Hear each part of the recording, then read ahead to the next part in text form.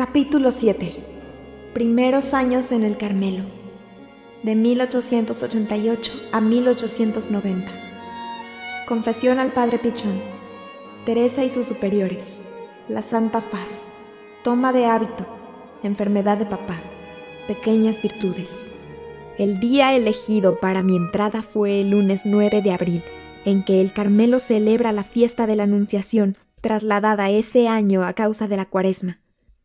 La víspera, toda la familia se reunió alrededor de la mesa a la que habría de sentarse por última vez. Qué desgarradoras son estas reuniones íntimas. Cuando uno querría verse olvidada, se le prodigan las palabras más tiernas y un cariño que le hacen sentir el sacrificio de la separación. Papá apenas si hablaba, pero me miraba amorosamente. Mi tía lloraba de vez en cuando, y mi tío me dispensaba 1000 atenciones afectuosas. También Juana y María me colmaban de delicadezas, sobre todo María, quien tomándome aparte me pidió perdón por todos los disgustos que creía haberme dado. Por fin, mi querida Leonia, que desde hacía algunos meses estaba de vuelta de la visitación, me llenaba más que nadie de besos y caricias. De Celina no he dicho nada, pero ya adivina, madre querida, cómo pasaríamos aquella última noche que dormimos juntas. En la mañana del gran día, después de haber mirado por última vez a los bisonets, ese amable nido de mi infancia que ya no volvería a ver, partí del brazo de mi rey querido para subir a la montaña del Carmelo. Como la víspera, ahí estaba reunida toda la familia para asistir a misa y comulgar. En cuanto Jesús bajó al corazón de mis queridos parientes, no oí otra cosa que sollozos a mi alrededor. Yo era la única que no lloraba, pero mi corazón me latía con tal violencia que me parecía imposible dar un paso cuando nos hicieron señas de dirigirnos hacia la puerta de clausura. Caminé, sin embargo, aunque preguntándome si no moriría por la violencia de los latidos de mi corazón. ¡Ah, qué momento! Hay que haber pasado por él para saber lo que es. Mi emoción no se traslucía al exterior. Después de haber abrazado a todos los miembros de mi querida familia, me arrodillé delante de mi incomparable padre para pedirle su bendición. Él también se arrodilló, y así me bendijo llorando. Era un espectáculo que debe haber hecho sonreír a los ángeles. Un anciano presentando al Señor a su hija que estaba en la primavera de la vida. Un momento después se cerró tras de mí la puerta del Arca Santa, y ahí recibía el abrazo de las hermanas queridas que habían hecho conmigo el oficio de madres y a quienes en adelante tomaría por modelos de mis actos. Por fin quedaban cumplidos mis deseos. Mi alma experimentaba una paz tan suave y tan honda que no podría expresar. Desde hace 7 años y medio esta paz íntima ha sido mi herencia y jamás me ha abandonado ni en medio de las mayores pruebas. Como a todas las postulantes, me condujeron inmediatamente al coro. Este estaba en la penumbra por hallarse expuesto el Santísimo Sacramento, y lo primero que vi fueron los ojos de nuestra Santa Madre Genoveva fijados en mí. Permanecí un instante de rodillas a sus pies, agradeciendo a Dios la gracia que me concedía de conocer una santa, y luego seguí a la Madre María de Gonzaga por los diversos lugares conventuales. Todo me parecía maravilloso. Se me hacía que había sido transportada a un desierto. Nuestra celdita sobre todo me encantaba, pero la alegría que sentía era serena. Ni la más ligera brisa hacía ondear las aguas tranquilas en las que bogaba mi navecilla. Ninguna nube venía a empañar mi cielo azul. Estaba plenamente recompensada de todos mis sufrimientos. Con qué alegría honda repetía estas palabras: «Estoy aquí para siempre, para siempre». Esta felicidad no era efímera, no se esfumaría con las ilusiones de los primeros días. Las ilusiones. Dios me ha hecho la gracia de no tener ninguna al entrar en el Carmelo. Encontré que la vida religiosa era tal como me la había imaginado. Ningún sacrificio me extrañó, y sin embargo, como usted lo sabe muy bien, madre querida, mis primeros pasos encontraron más espinas que rosas. Sí, el sufrimiento me tendió sus brazos y yo me arrojé en ellos con amor. Lo que venía a hacer al Carmelo lo declaré a los pies de Jesús Hostia en el examen que precedió a mi profesión. He venido para salvar almas, y sobre todo a fin de orar por los sacerdotes. Cuando se quiere alcanzar un fin hay que emplear los medios apropiados. Jesús me hizo comprender que Él quería darme las almas por la cruz, y mi atractivo por el sufrimiento creció a medida que el sufrimiento aumentaba. Este fue mi camino durante 5 años. Pero nada dejaba traslucir al exterior mi sufrimiento, tanto más doloroso cuanto que yo era la única que lo conocía. ¿Qué sorpresas tendremos al fin del mundo cuando leamos la historia de las almas? ¿Cuántos se asombrarán cuando vean por qué caminos fue conducida la mía? Tan cierto es esto que 2 meses después de mi entrada, el padre Pichón, que había venido a la profesión de Sor María del Sagrado Corazón, se sorprendió ante lo que Dios obraba en mi alma y me dijo que la víspera, al verme rezar en el coro, creyó que mi fervor era infantil y mi camino muy suave. La entrevista que tuve con el buen padre fue muy consoladora para mí, pero envuelta en lágrimas a causa de mi dificultad para abrir mi alma. Sin embargo, hice una confesión general como jamás la había hecho antes, y al terminar, el sacerdote me dijo estas palabras, las más consoladoras que haya oído mi alma. En presencia de Dios, de la Santísima Virgen y de todos los santos, declaro que jamás has cometido un solo pecado mortal. Luego añadió: agradezca a Dios lo que ha hecho por usted, porque si Él la abandonara, en vez de ser un angelito, llegaría a ser un pequeño demonio. No me costaba creerlo. Sabía qué débil e imperfecta era, pero mi alma rebosaba gratitud. Era tan grande mi temor de haber empañado mi túnica bautismal que tal seguridad proveniente de los labios de un director como lo deseaba nuestra Madre Teresa, es decir, uniendo la ciencia a la virtud, me parecía provenir de la boca de Jesús. El Padre me dijo también estas palabras que se grabaron dulcemente en mi corazón. Hija, que nuestro Señor sea siempre su superior y su maestro de novicias. En efecto lo fue, y también mi director. No quiero decir con esto que mi alma haya estado cerrada para mis superiores. Por el contrario, siempre he tratado de ser para ellos un libro abierto. Pero nuestra madre, frecuentemente enferma, tenía poco tiempo de ocuparse de mí. Sé que me quería mucho y decía cuánto bueno se podía decir de mí. Sin embargo, Dios permitía que, sin darse cuenta, fuese muy severa. No podía encontrarme con ella sin besar el suelo, y lo mismo ocurría en las raras entrevistas de dirección que tenía con ella. ¡Qué gracia inapreciable! ¿Cómo obraba Dios visiblemente a través de aquella que lo representaba? ¿Qué hubiera sido de mí si, como lo creían las personas del mundo, hubiese sido la mimada de la comunidad? Quizá en vez de ver a nuestro Señor en mis superiores, me habría fijado solamente en las personas, y mi corazón, tan bien guardado en el mundo, se habría apegado humanamente en el claustro. Felizmente fui preservada de tal desgracia. Amaba mucho a nuestra madre, pero con un afecto muy puro que me elevaba hacia el esposo de mi alma. Nuestra maestra era una verdadera santa, el tipo acabado de las primeras carmelitas. Yo estaba todo el día con ella, pues me enseñaba a trabajar. Era conmigo de una bondad sin límites, y sin embargo mi alma no se dilataba. La dirección espiritual me significaba un gran esfuerzo, pues no estando habituada a hablar de mi alma, no sabía cómo expresar lo que ocurría en ella. Una madre anciana adivinó un día lo que me pasaba, y me dijo riendo en el recreo: hijita, me parece que no debes tener gran cosa que decir a tus superiores. ¿Por qué dice eso, madre?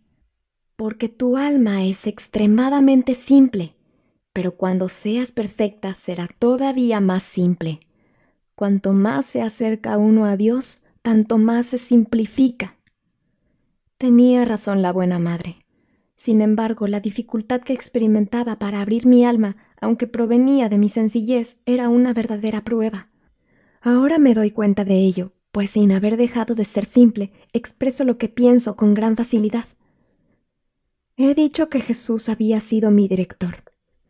Cuando entré al Carmelo, conocí al que habría de dirigir mi alma, pero apenas me había admitido entre sus dirigidas, partió para el exilio. Así que lo había conocido para verme inmediatamente privada de él. reducida a recibir de él una carta por año mientras yo le escribía 12, mi corazón se volvió prontamente hacia el director de los directores. Y fue él quien me instruyó con la ciencia escondida a los sabios y prudentes y que se digna a revelar a los más pequeños. La florecilla trasplantada a la montaña del Carmelo habría de crecer a la sombra de la cruz. Las lágrimas y la sangre de Jesús fueron para ella rocío, y su faz adorable bañada en lágrimas fue para ella el sol. Hasta entonces no había sondeado la profundidad de los tesoros escondidos en la santa faz. Aprendí a conocerlos por medio suyo, madre querida. Así como nos había precedido a todas en el Carmelo, así también fue usted la primera en penetrar los misterios de amor ocultos en el rostro de nuestro esposo. Entonces usted me llamó y yo comprendí. Comprendí cuál es la verdadera gloria. Aquel cuyo reino no es de este mundo me mostró que la verdadera sabiduría consiste en querer ser ignorado y tenido por nada, en gozar en el desprecio de sí. Yo quería que, como el de Jesús, mi rostro estuviera verdaderamente escondido y que nadie en la tierra pudiera reconocerme. Tenía sed de sufrir y de ser olvidada. Qué misericordiosa ha sido la senda por la que Dios me ha llevado. Nunca me ha hecho desear algo sin concedérmelo. Por eso su amargo cáliz me ha parecido delicioso. Después de las radiantes fiestas del mes de mayo, fiestas de la profesión y toma de velo de nuestra querida María, la mayor de la familia, a quien la última tuvo la dicha de coronar en el día de sus bodas, convenía que la prueba no nos dejara de visitar. El año anterior, en el mes de mayo, papá había sufrido un ataque de parálisis en las piernas. Nos afligimos mucho, pero el fuerte temple de mi rey querido pronto triunfó y nuestros temores se desvanecieron. Sin embargo, durante el viaje a Roma, notamos más de una vez que se fatigaba fácilmente, que no estaba tan jovial como de costumbre. Pero lo que había notado especialmente eran los progresos de papá en la perfección. Como San Francisco de Sales había llegado a un dominio tal de su vivacidad natural que parecía poseer el temperamento más manso del mundo, parecía que las cosas de la tierra apenas lo trozaban y fácilmente sobrepasaba las contrariedades de esta vida. En fin, Dios lo anegaba en consuelos. Durante sus visitas diarias al Santísimo Sacramento, frecuentemente sus ojos se llenaban de lágrimas y su rostro irradiaba una bienaventuranza celestial. Cuando Leonia salió de la visitación, él no se afligió. Nada reprochó a Dios por no haber escuchado sus plegarias en favor de la vocación de su querida hija, y hasta partió a buscarla con cierta alegría. Con cuánta fe aceptó papá la separación de su reinecita. La anunciaba en estos términos a sus amigos de Elenzón: «Queridos amigos, Teresa, mi reinecita, entró ayer al Carmelo. Solo Dios puede exigir tamaño sacrificio. No me compadezcan, pues mi corazón sobreabunda de gozo». Era tiempo de que tan fiel servidor recibiera el premio de sus trabajos. Era justo que su salario se pareciera al que Dios dio a su Hijo único, el Rey del cielo. Papá acababa de ofrecer a Dios un altar, y él mismo fue la víctima escogida para ser inmolada en él junto con el Cordero Inmaculado. Madre, usted ya conoce nuestras amarguras del mes de junio y sobre todo el día 24 del año 1888. Estos recuerdos están demasiado bien grabados en el fondo de nuestros corazones para que sea necesario escribirlos. Cuánto hemos sufrido, madre, y estábamos solo al comienzo de nuestra prueba. Entretanto, había llegado la época de mi toma de hábito. Fui recibida por el capítulo, pero ¿cómo pensar en una ceremonia? Ya hablaban de darme el santo hábito sin hacerme salir, pero se decidió esperar. Contra toda esperanza, nuestro querido padre se repuso de su segundo ataque y Monseñor fijó la ceremonia para el 10 de enero. La espera había sido larga, pero por eso mismo la fiesta fue hermosa. Nada faltó, absolutamente nada, ni siquiera la nieve. No sé si le he hablado alguna vez de cuánto me gusta la nieve. Desde muy pequeñita me encantaba su blancura. Uno de mis mayores placeres era pasearme bajo los copos de nieve. ¿De dónde me venía ese gusto por la nieve? Tal vez porque, siendo una florecilla invernal, El primer adorno con que mis ojos vieron embellecida la tierra fue ese manto blanco. Lo cierto es que siempre había deseado que en el día de mi toma de hábito la naturaleza estuviera como yo, vestida de blanco. En la víspera de ese hermoso día, miraba yo con tristeza el cielo plomizo del que se escapaba una fina llovizna intermitente, y la temperatura era tan templada que perdí la esperanza de tener nieve. A la mañana siguiente, el cielo no había cambiado. Sin embargo, la fiesta fue encantadora. Y la más hermosa, la más estupenda flor era mi rey querido. Jamás había estado tan hermoso, tan digno. Causó admiración a todos. Ese día fue su triunfo, su última fiesta en la tierra.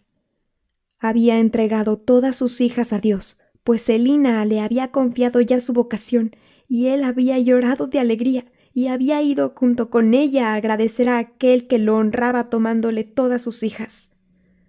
Al final de la ceremonia, Monseñor entonó un Te Deum. Un sacerdote intentó hacerle notar que ese cántico solo se cantaba en las profesiones, pero ya había empezado, y el himno de acción de gracias se cantó hasta el final. ¿No era necesario acaso que la fiesta fuese completa, ya que en ella se reunían todas las demás?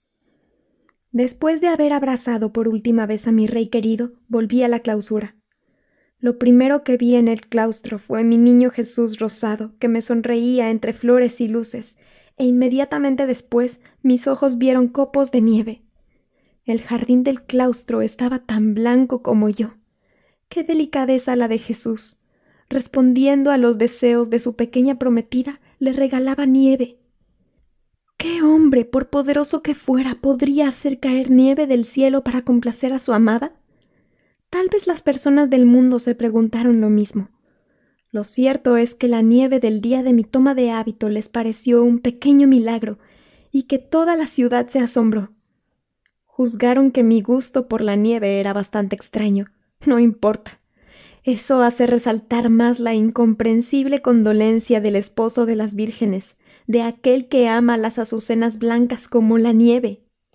Después de la ceremonia entró Monseñor, quien se mostró muy paternal conmigo.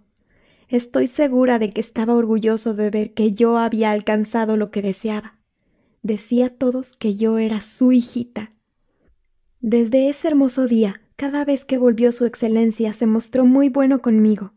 Recuerdo sobre todo su visita con ocasión del centenario de nuestro Padre San Juan de la Cruz. Me tomó la cabeza entre sus manos, me acarició. Nunca me había visto tan honrada. Al mismo tiempo, Dios me hizo pensar en las caricias que me prodigara delante de los ángeles y de los santos, de las que me daba ya en este mundo una débil imagen, y por eso mi consuelo fue muy grande. Como lo acabo de decir, la jornada del 10 de enero fue el triunfo de mi rey. Lo comparo a la entrada de Jesús en Jerusalén el día de los Ramos. Como la de nuestro divino Maestro, su gloria de un día fue seguida por una pasión dolorosa. Y esa pasión no fue para él solo, pues así como los dolores de Jesús atravesaron como una espada el corazón de su divina madre, así también nuestros corazones sintieron los sufrimientos de aquel a quien más tiernamente queríamos en la tierra. Recuerdo que en el mes de junio de 1888, cuando comenzaron nuestras pruebas, decía: «Sufro mucho, pero siento que puedo soportar pruebas aún mayores». No pensaba entonces en las que me estaban reservadas. No sabía que el 12 de febrero, un mes después de mi toma de hábito, nuestro querido padre bebería el cáliz más amargo, el más humillante de todos los cálices. Ah, ese día no dije que podría sufrir más todavía. Las palabras no pueden expresar nuestras angustias, por eso no intentaré describirlas. Un día en el cielo nos gustará hablar de nuestras gloriosas pruebas. ¿No estamos ya felices de haberlas sufrido? Sí, los 3 años del martirio de papá me parecen los más preciosos, los más fructuosos de nuestra vida.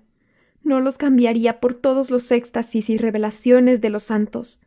Mi corazón desborda de gratitud al pensar en ese tesoro inestimable que ha de provocar una santa envidia a los ángeles de la corte celestial.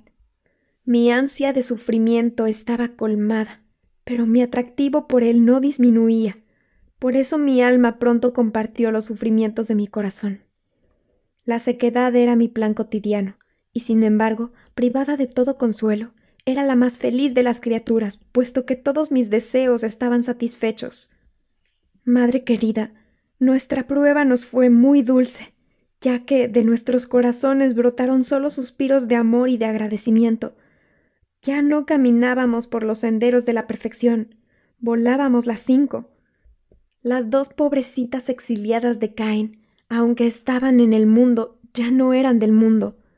¡Qué maravilla sobró esa prueba en el alma de mi Celina querida! Todas las cartas que escribió en esa época estaban llenas de resignación y de amor. ¿Y quién podría relatar nuestras conversaciones en el locutorio? Lejos de separarnos, las rejas del Carmelo unían más fuertemente nuestras almas. Teníamos los mismos pensamientos, los mismos deseos, el mismo amor a Jesús y a las almas. Cuando Celina y Teresa hablaban, jamás se mezclaba una sola palabra de las cosas de la tierra en sus conversaciones, que ya eran totalmente del cielo.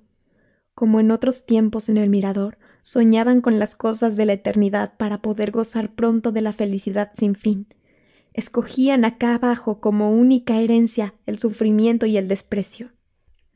Así transcurrió el tiempo de mi noviazgo. ¡Qué largo fue para la pobre Teresita! Al cabo de 1 año, nuestra madre me dijo que ni pensar en solicitar la profesión, pues ciertamente el Padre Superior rechazaría mi petición. Debí esperar 8 meses más. En el primer momento me resultó muy difícil aceptar este gran sacrificio, pero pronto se hizo la luz en mi alma. Meditaba entonces los fundamentos de la vida espiritual del Padre Surín. Cierto día, durante la oración, comprendí que mi deseo tan vivo de hacer la profesión se mezclaba con un gran amor propio. Puesto que me había entregado a Jesús para complacerlo, para consolarlo, no debía obligarlo a hacer mi voluntad en lugar de la suya. Comprendí también que una prometida debía estar adornada para el día de sus bodas, y yo nada había hecho en ese sentido. Entonces le dije a Jesús: Dios mío, no te pido pronunciar los santos votos, esperaré tanto cuanto quieras. Solo que no quiero que mi unión contigo quede diferida por mi negligencia, y por eso voy a poner todo mi empeño en prepararme un vestido ornamentado de piedras preciosas.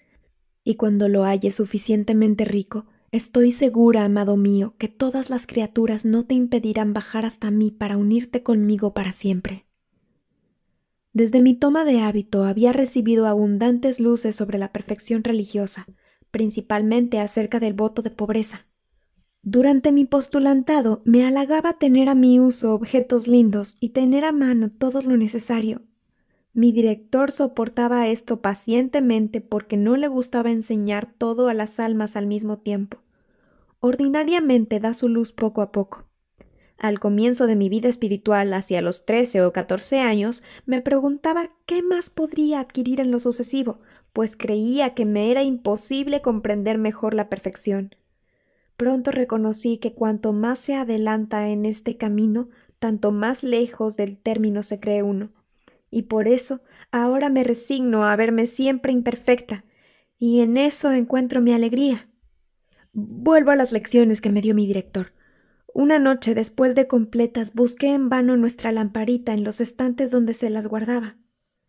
Regía el gran silencio nocturno. Imposible reclamarla. Comprendí que alguna hermana había tomado equivocada mi lámpara. Yo la necesitaba mucho, pero en vez de entristecerme por esta privación, me alegré comprendiendo que la pobreza consiste en la privación no sólo de las cosas agradables, sino aún de las indispensables, de modo que en las tinieblas exteriores fui iluminada interiormente. Por esa época me entró un verdadero amor por los objetos más feos y menos cómodos, de modo que vi con alegría que me quitaran de la celda un bonito cantarillo y en su lugar me dieran uno grandote todo cascado. También me esforzaba mucho por no excusarme, lo que me parecía muy difícil, sobre todo con nuestra maestra, a quien nada hubiera querido ocultar. He aquí mi primera victoria, que no es grande, pero me costó mucho. Un florero colocado detrás de una ventana apareció roto. Nuestra madre, creyendo que era yo quien lo había dejado caer, me lo mostró diciéndome que otra vez tuviera más cuidado. Sin decir palabra, besé el suelo y luego prometí ser más ordenada en el futuro. A causa de mi primera virtud, estas pequeñas prácticas me costaban mucho y necesitaba pensar que en el juicio final todo sería revelado. Pensaba lo siguiente: cuando uno cumple con su deber, jamás se excusa. Nadie lo sabe. Por el contrario, las imperfecciones saltan a la vista enseguida.